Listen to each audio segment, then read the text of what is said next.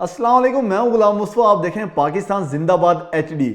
नून league जो कि बहुत बड़ी बढ़के मारा करती थी जब इमरान खान साहब दौरे हुकूमत में थे और उनकी हुकूमत थी, और वो 3.5 साल के दौरान नून लीग ने आसमान सर पे उठा रखा था कि इमरान खान साहब के पास जैली मैंडेट है, इमरान खान साहब के पास वो एक सिलेक्टेड वजीर आजम है, उन्हें चाहिए कि वो दोबारा अवाम की अदालत में आए, अवाम के पास आए, दोबारा इलेक्शन करवाएं, तो उन्हें लग पता जाएगा कि असल मैंडेट किसका है। नून लीग का मैंडेट चोरी करके पीटीआई को दिया गया है, तो उसके बाद इमरान खान साहब के खिलाफ रजीम चेंज ऑपरेशन के तहत उन्हें तो ओहदे से हटा दिया गया।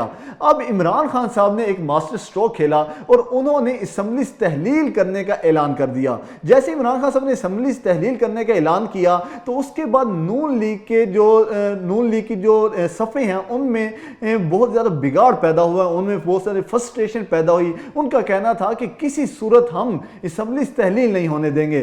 आज जो एक उस्मा बुखारी हैं और अता तारड़ हैं, उन्होंने एक प्रेस कॉन्फ्रेंस की, लटकते हुए मुंह के साथ एक प्रेस कॉन्फ्रेंस की गई जिसमें यह कहा गया कि हम किसी भी सूरत जाकर असेंबली को तहलील नहीं करने देंगे। हमारे पास बहुत सारे ऑप्शंस हैं, उनको यूज़ किया जाएगा, लेकिन असेंबली तहलील करने नहीं दी जाएंगी। तो इमरान खान साहब इन्हें अब घसीट कर इलेक्शंस में ले जाना चाहते हैं, लेकिन ये अब इलेक्शंस में जाने को तैयार नहीं है, क्योंकि इन्हें अपने हशर का पता है, इन्हें नताइज का पता है कि अवाम ने इनके साथ करना क्या है जब ये इलेक्शन में जाएंगे। क्योंकि इन्होंने बाई इलेक्शंस के अंदर अपना हाल देख लिया, क्योंकि बाई इलेक्शंस के अंदर इन्हें अच्छी खासी मार पड़ी अवाम से। तो ये नून लीग तो अब इलेक्शंस में जाना नहीं चाहती, लेकिन नून लीग ये कहना है कि हम असेंबली तहलील नहीं करने देंगे, क्योंकि अगर असेंबली तहलील हो जाती हैं तो बाई जो जनरल इलेक्शन है उनकी राह हमवार हो जाएगी। क्योंकि अगर असेंबली तहलील हो जाती हैं तो 64% जो सीट्स हैं वो खाली हो जाएंगी, तो उन पर किसी सूरत भी बाई इलेक्शन नहीं होते, तो आम इंतखाबात ही करवाए जाएंगे।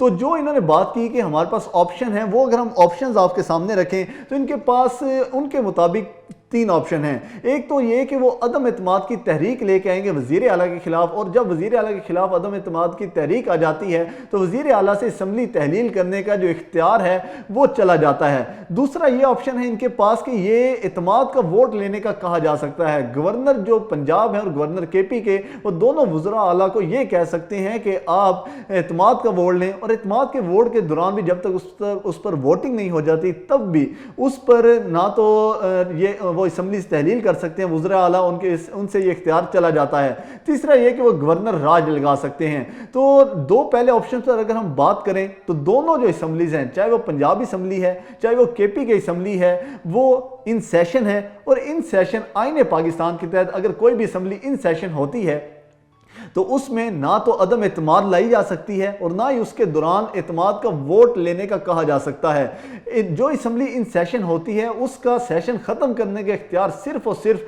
स्पीकर के पास होता है। जिस भी असेंबली का वो स्पीकर है उसके पास वो इख्तियार होता है कि वो उसको कब ख़त्म करता है।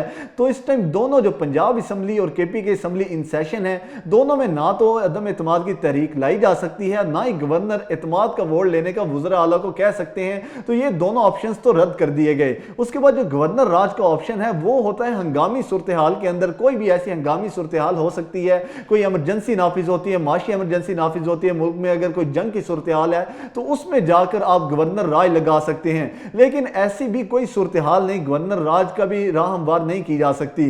दूसरा, अगर हम केपी के असेंबली के अंदर जाएं तो अगर केपी के असेंबली में ये अदम एतमाद की तहरीक ले भी आते हैं तो वहां पर ये कामयाब किसी सूरत नहीं हो सकते, क्योंकि पीटीआई वहां पर 2/3 मेजोरिटी के अंदर मौजूद है। तो अगर वो ले भी आते हैं तो एक ही दिन में उस पर वोटिंग भी कराई जा सकती है और वोटिंग के नतीजे में रिजल्ट सामने आ जाएंगे, और उसके बाद फिर वजीर आला के पास इख्तियार होगा कि असेंबली तहलील कर दें।